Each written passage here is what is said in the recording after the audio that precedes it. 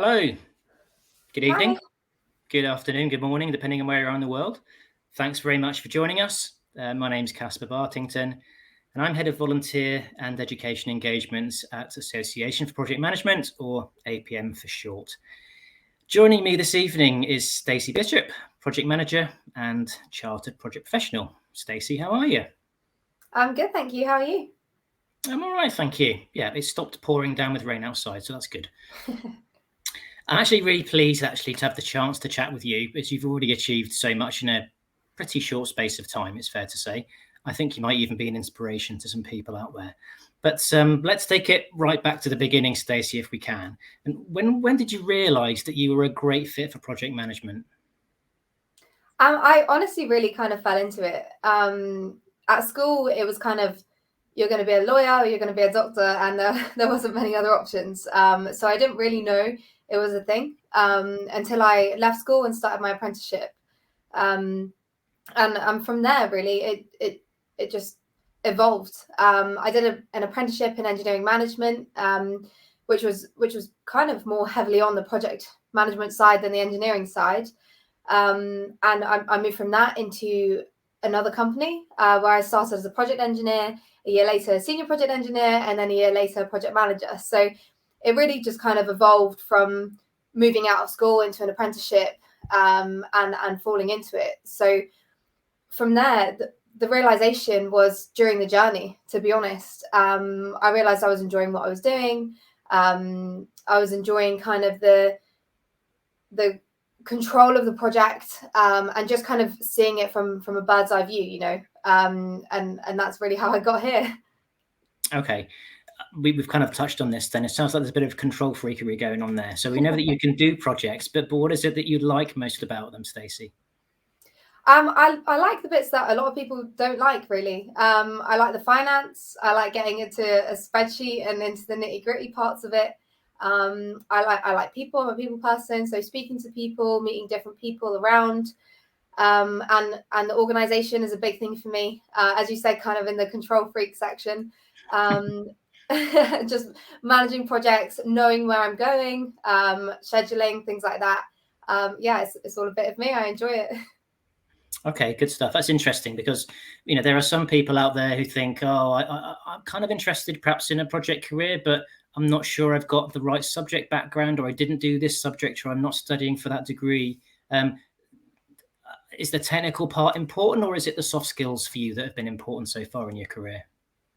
I really think it's a bit of everything. I think to manage projects, you need to be pretty well-rounded. You need to be able to speak and communicate yourself well, but also you need to know how to do the more nitty-gritty stuff, the more technical stuff. To get into the project management role, from where I came from as a project engineer and a senior project engineer, I kind of worked on the technical skills first and moved up into the soft skills, kind of customer facing.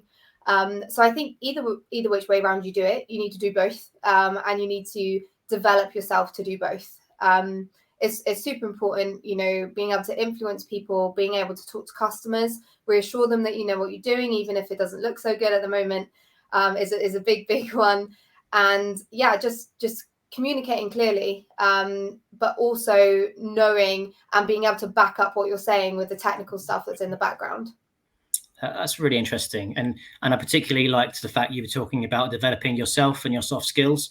What were your strategies for doing that? I think there's no one way to do it, to be honest. I mean, I've worked in a few different walks of life while I was at school and things like that. I worked in retail, which I think really helps if people work in retail, because you know how to deal with the general public, you know how to speak to people well. I mean, I worked behind a bar before, so exactly the same thing. You know how to deal with difficult situations. So just translating stuff from different career paths into what you're doing as a project manager can be super helpful. So people that think, okay, I'm doing this, how do I translate that to being into project management, getting into it? You can really use the skills that you've got, and just move on and take them with you and develop them while you're in that role as well. Obviously, I mean, I worked in a company where I sell pushchairs, so that doesn't really translate to the industry that I'm in now. But those basic soft skills, learning how to communicate, learning how to listen, super important. Listening to the customer's problems, being able to respond to them actively, really translates into this kind of role, even though at the time, I mean, I was 16, I had no idea. It's really helped me now. Yeah, that certainly chimes with what we've seen over the last, I don't know, 10 years or so.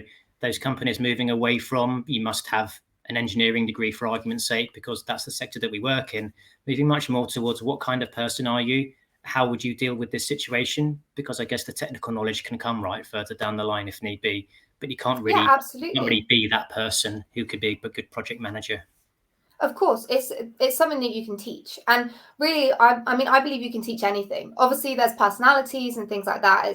There's people skills, but it's still something that you can develop, even if you're starting from the ground. There's no limit to what people can do if they're willing to do it.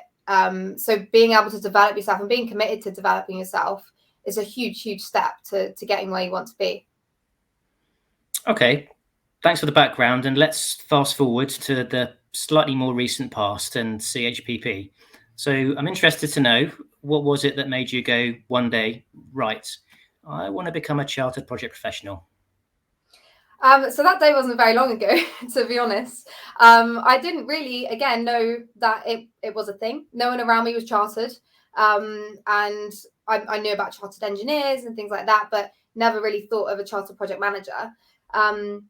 So when I started as a project engineer, I was guided into doing the PMQ, and from that, it kind of doing that and seeing how it aligned with what I did day to day, really kind of convinced me to move on and do more.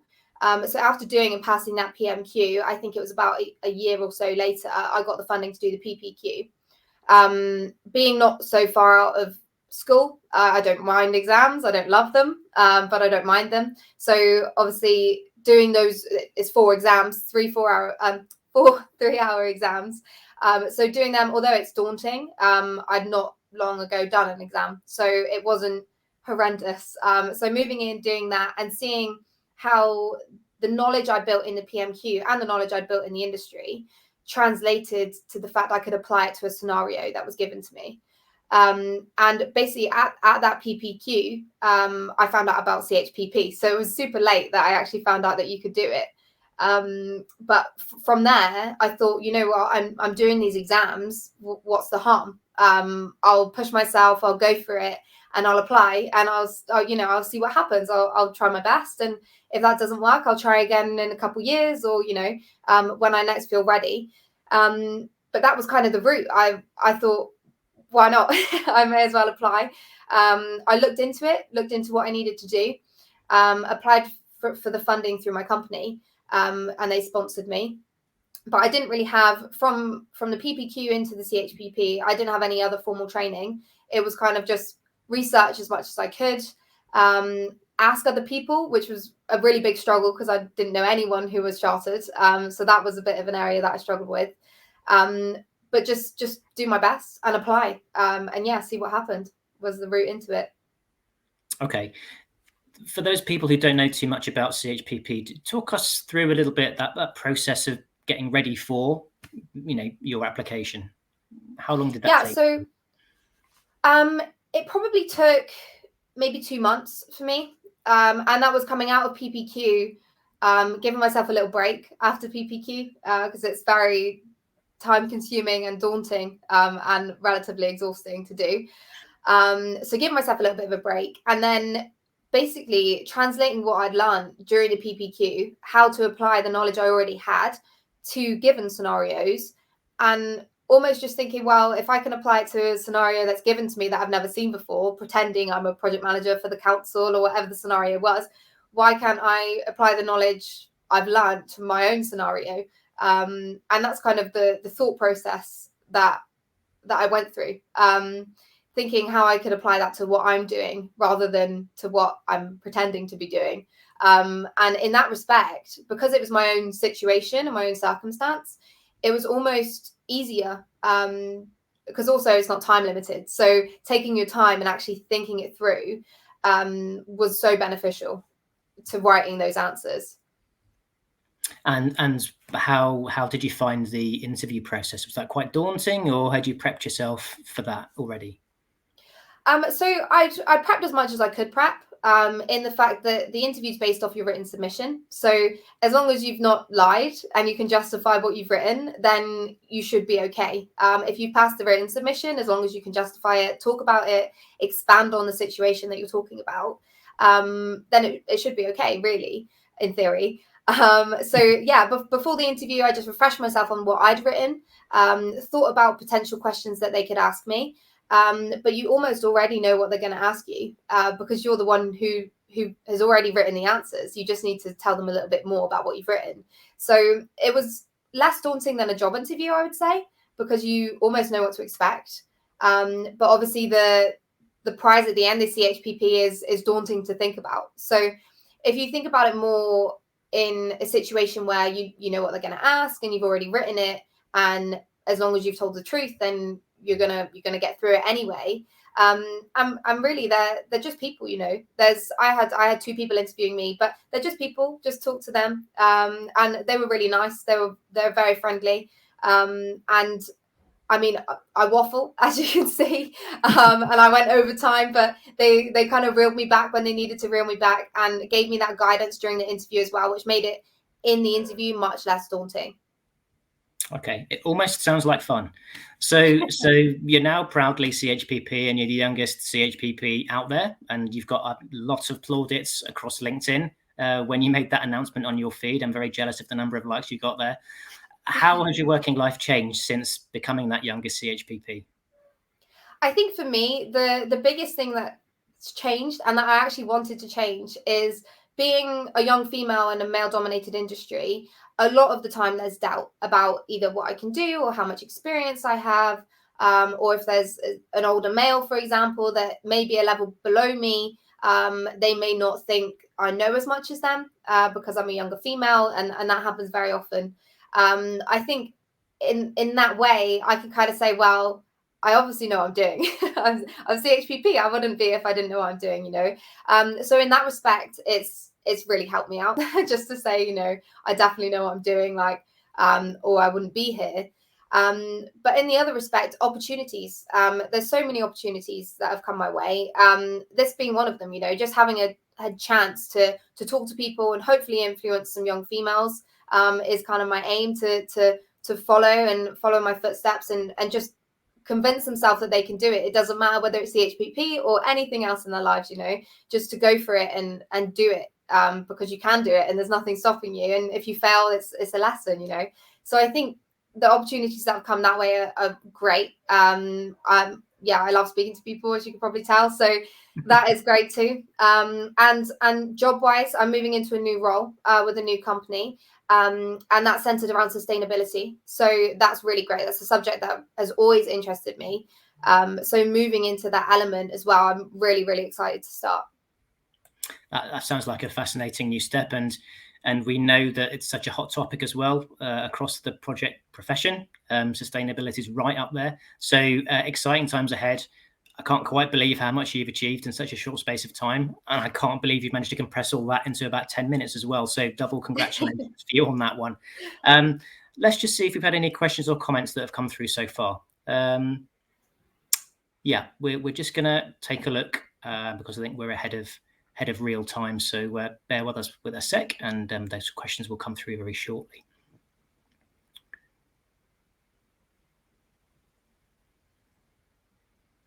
Okay, while we're waiting, because we're ahead of the comments being submitted, have you had the chance to go back into perhaps where you went to school or college to talk to people about what you do and inspire people in that way?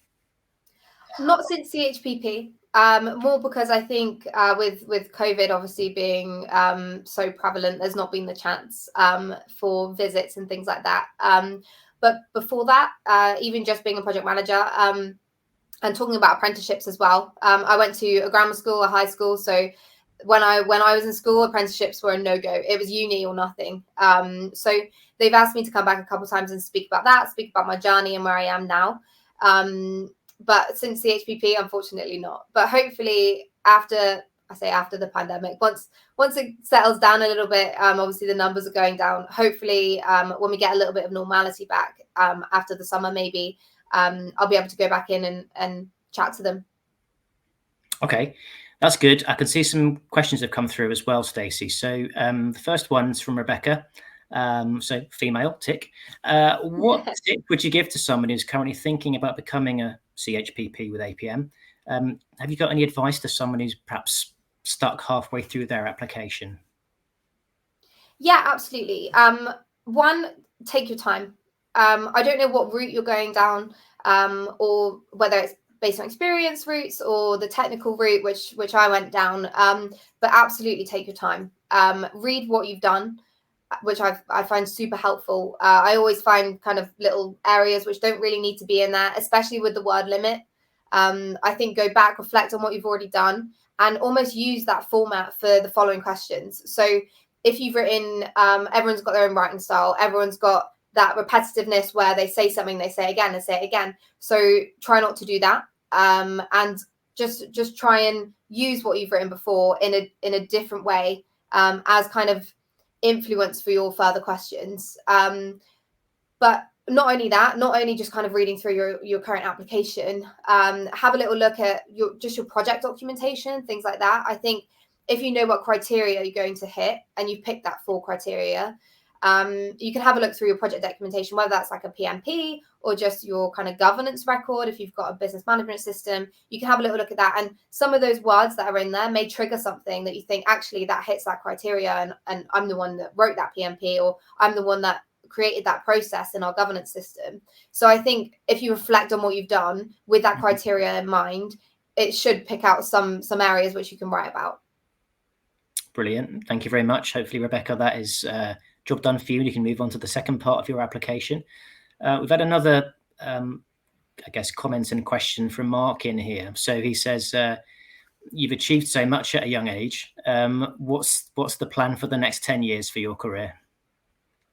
Early retirement, a break.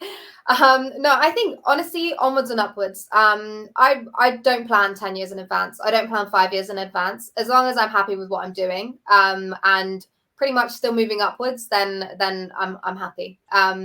Develop myself, keep developing my knowledge. So at the moment, I'm doing a degree. So I'm halfway through. I've got 2 years left. That's really important to me to finish that with a really high grade. I've got firsts at the moment, so hopefully I can carry that on in the 3rd and 4th year and get a first overall. But yeah, just keep developing my knowledge, absorb as much as I can. I think that's super helpful, as well as from different people that I work with, different personalities. I think it's not really a plan, but yeah, some small targets, but just keep working forward and see what happens. There's definitely a lifelong learning piece going on here, and as you're talking there, I'm determined to ask you, you've managed to already achieve so much in terms of professional qualifications and chartered status, and then you go and tell me that you're doing a degree at the same time as a full-time job. How do you manage to manage this time so well? So the biggest thing for me is prioritizing, dependent on what I've got going on in the workplace, dependent what's going on with my degree. And I mean, I did ChPP and the PPQ at the same time as I was doing those 2 things. So at that time, it was crazy manic, doing stuff all the time. But now that I finished the ChPP and I finished the PPQ, there's a little bit more time, there's a little bit more wiggle room. But the biggest thing is priorities. So if I've got an assignment for uni due next week, then I'll concentrate that a little more. And use some of my spare time to do it as well. So kind of evenings, weekends, if there's exams, obviously revising, spending more of my time doing that. But as well with work, even just with work, with a full-time job, there's always differing priorities. There's always being pulled in different directions. So using that same technique, just prioritizing, assigning myself an amount of time to do each task, and giving myself some contingency in there as well, just to make sure I don't overrun and nothing's late. I think just seeing it for me. I'm a very visual person, as you can see from my wallpaper. I'm a very visual person, so seeing it written down and knowing how much time I've assigned myself for each thing makes it much easier for me to fulfill what I need to fulfill in the right time. Okay, brilliant. Thank you very much, Stacey, for taking time out of what is a very busy schedule I've discovered this evening. Loads of fascinating content in there, and lots, I think, for our audience to think about. Congratulations again for achieving what you've achieved in a very short space of time.